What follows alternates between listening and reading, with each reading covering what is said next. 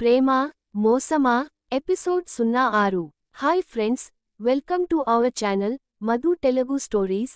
Friends, ఎవరైనా మన ఛానల్ని కొత్తగా చూస్తున్నట్లయితే వెంటనే సబ్స్క్రైబ్ చేసుకొని ఈ వీడియోని లైక్ చేసి షేర్ చేయండి. సో ఇంకా వీడియోలోకి వెళదాం.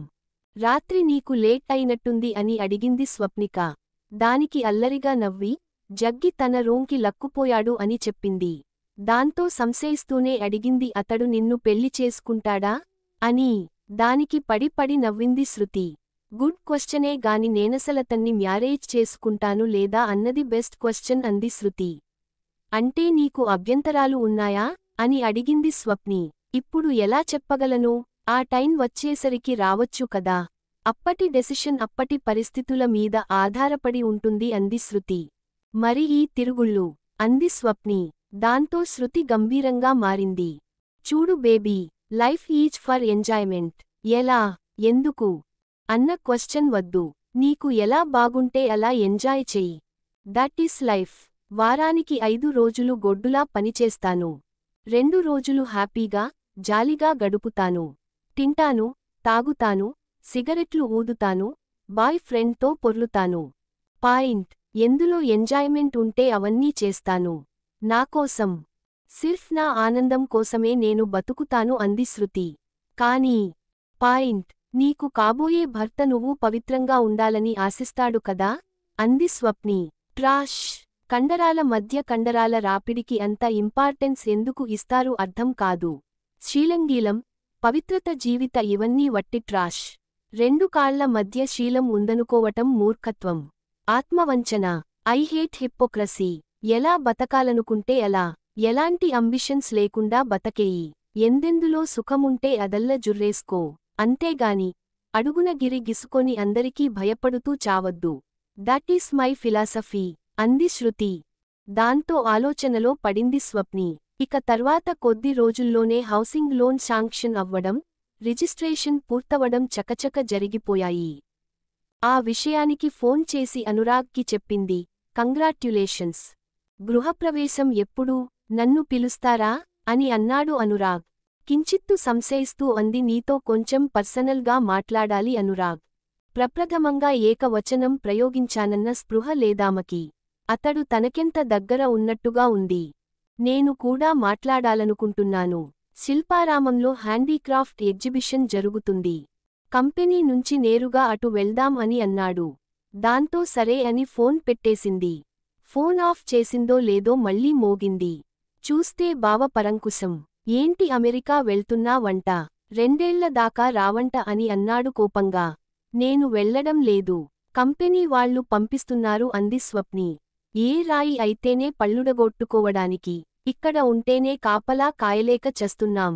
ఇంకా అమెరికా వెళ్తే నాలోలతో తిరుగుతున్నావో, తెల్లోళ్లతో తిరుగుతున్నావో కూడా తెలియదు. తెలిస్తే మీ అమ్మానాన్న ప్రాణాలు తీసుకుంటారు. వాళ్లకి ప్రాణం కన్నా పరువు ఎక్కువ. పాయింట్. తెలిసిందా అని అన్నాడు పరంకుశం. అసహ్యంగా మాట్లాడకండి అంది స్వప్ని. నావి నిక్కచ్చి మాటలు, మేక తోలు కప్పుకొని మాటలు. నీకు అలాగే అనిపిస్తాయి.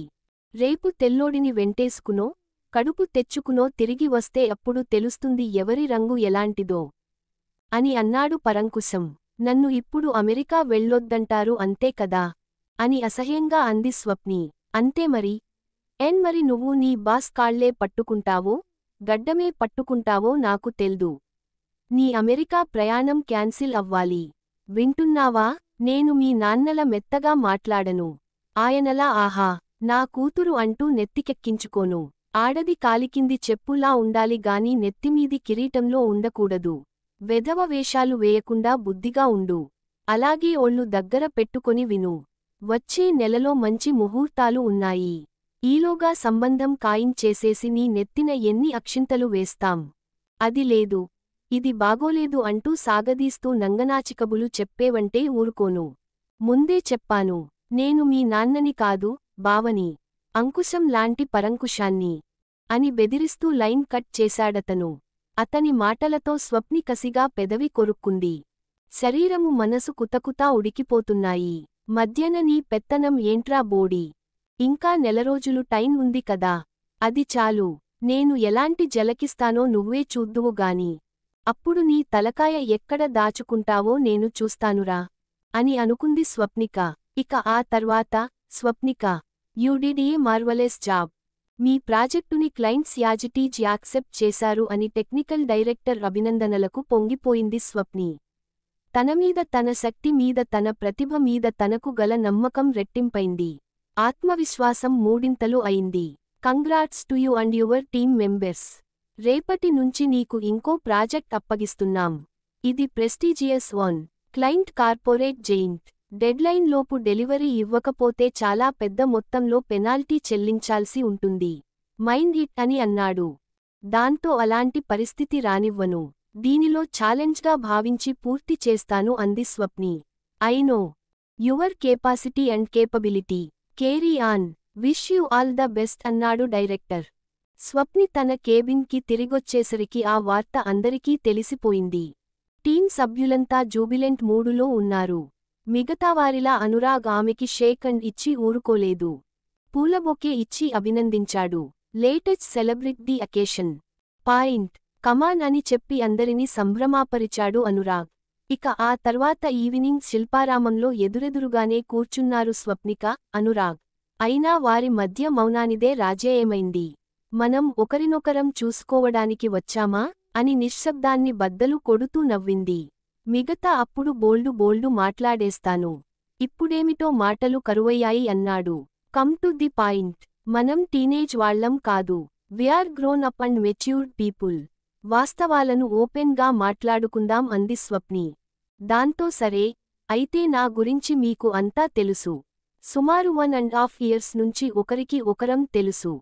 కలిసి క్యాబ్లో ప్రయాణించం, కంపెనీలో కలిసి పనిచేశాం. డాన్స్ కూడా చేశాం. పర్సనల్ వివరాలు తెలుసు. తెలియాల్సినవి ఇంకేమి ఉన్నాయనుకోను అని అన్నాడు అనురాగ్. నా సమాధానము కూడా అదే. మనకి మన సంగతులు కావాలి గాని బ్యాక్ గ్రౌండ్ అనవసరం. భవిష్యత్తు కావాలి గాని భూతం అక్కర్లేదు అని నవ్వింది స్వప్ని. సో, ఒకరినొకరం బాగానే అర్థం చేసుకున్నాం. వాట్ నెక్స్ట్ అన్నాడు అనురాగ్. పెళ్లి మీద నాకు నమ్మకం లేదు. అదొక బందిఖానా. అందులో నాకు ఊపిరాడదు. ప్రతిదానికి సర్దుకుపోవడం, మరొకరి అభీష్టానుసారం నడవడం, తలవంచడం నాకు అసహ్యం. నేనుగా, స్వేచ్ఛగా, నా ఇష్టానుసారం తలెత్తుకుని జీవించాలన్నది నా కోరిక అంది స్వప్ని. నా అభిప్రాయమూ అదే. సాంప్రదాయ వివాహం ఈ కాలానికి సరిపడదు. భరించేవాడు భర్త, భరించబడేది భార్య అనేవి కాలం చెల్లిన పదాలు. ఒక ఆడ ఒక మాట కలిసి సమాన ప్రాధాన్యతలతో సమానులుగా సహజీవనం చేయాలి. ఎవరి స్వేచ్ఛకి, ఇష్టాలకి భంగం కలగకూడదు. ఒకరికొకరు అడ్డు తగలకూడదు. ఒకరి మీద ఒకరు పెత్తనం చేయకూడదు. ఒకే ఇంట్లో ఉన్న ఎవరి పరిధిలో వారు, ఎవరి స్పేస్లో వారు ఉండాలి. ఒకరికొకరు సహకరించుకుంటూ ప్రయాణించాలి అన్నాడు Anurag. Exactly. Live in relationship. కలిసి జీవించే బాంధవ్యం సహజీవనం. అదే పెళ్లిలోని లోపాలకి, బలహీనతలకి విరుగుడు. పెళ్లి ఇవ్వలేని స్వేచ్ఛని, స్వంత గొంతుకని, స్వీయ ఆనందాన్ని అది ఇస్తుంది. ఇది సరికొత్త జీవన విధానం. ఉపన్యాసాలివ్వడం గాక ఆచరణలో చూపాలన్నది నా ఆకాంక్ష అంది స్వప్ని. అంటే ఎలాంటి ఒత్తిళ్లు లేకుండా కలిసి ఉంటాం. ఇంటి పనుల్ని సమానంగా పంచుకుంటాం. ఖర్చుని షేర్ చేసుకుంటాం. ఒకరికొకరం తోడుగా ఉంటాం. కోపాలు, పెత్తనాలు, బలవంతాలు ఏమీ ఉండవు. ఎవరి స్వేచ్ఛకి, ఇష్టానికి భంగం కలగకుండా ప్రవర్తిస్తాం. ఎంతకాలం కలిసి ఉండాలనుకుంటే ఎంతకాలం కలిసి ఉంటాం. ఇష్టం లేకపోతే స్నేహితుల విడిపోతాం. ఆస్తుల గోల, బాధ్యతల గొడవ ఉండవు. ఎవరి సంపాదన వారిదే, ఎవరి జీవితం వారిదే అని అన్నాడు అనురాగ్. ఇష్టం ఉన్నంతకాలం ఇష్టంగా కలిసి ఉండటం, కష్టం కలిగితే ఇష్టంగా విడిపోవడం. No commitments to each other. వీటన్నిటిని కాగిత మీద రాసుకుంటే మంచిదేమో అంది స్వప్ని. అప్పుడది అగ్రిమెంట్ పెళ్ళో, కాంట్రాక్ట్ పెళ్లి అవుతుంది అని నవ్వాడతను.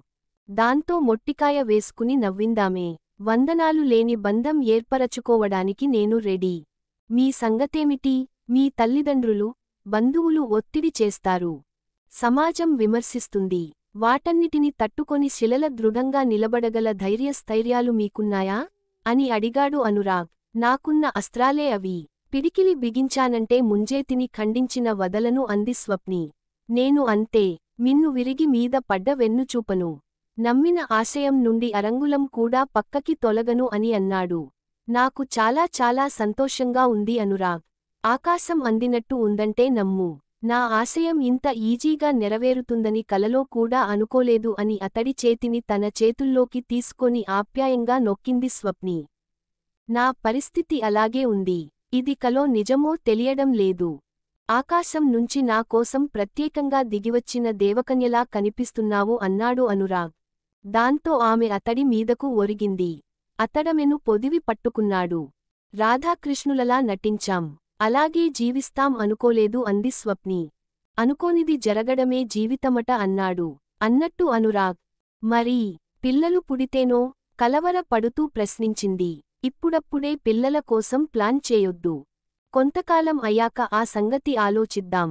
ఏం చెయ్యటం, ఎలా చెయ్యటం అన్నది అప్పుడు ఆలోచించుకోవచ్చు అన్నాడు అనురాగ్. దాంతో అదే బెటర్. నా ఫ్లాట్ ఇంకో 20 రోజుల్లో హ్యాండ్ ఓవర్ చేస్తాడు. మనిద్దరం కలిసి గృహప్రవేశం చేద్దాం అంది స్వప్ని. అది మామూలు గృహం కాదు, హ్యాపీ హోమ్ అన్నాడు అనురాగ్. నా మనసులోని మాటని భలేగా తెలుసుకున్నావు అంటూ చుట్టుకున్న వంగి అతన్ని ముద్దు పెట్టుకుంది స్వప్నిక. మరి అనురాగ్తో కలిసి స్వప్నిక సహజీవనం చేయడం వలన స్వప్నిక ఎలాంటి పరిస్థితులను ఎదుర్కోబోతుంది తెలుసుకోవాలి అంటే నెక్స్ట్ ఎపిసోడ్ వరకు వెయిట్ చేయాల్సిందే. మీరేమైనా గెస్ చేస్తే కామెంట్ బాక్స్లో కామెంట్ చేయండి. అలాగే ఈ వీడియో నచ్చితే లైక్ చేసి షేర్ చేసి సబ్స్క్రైబ్ చేసుకోండి.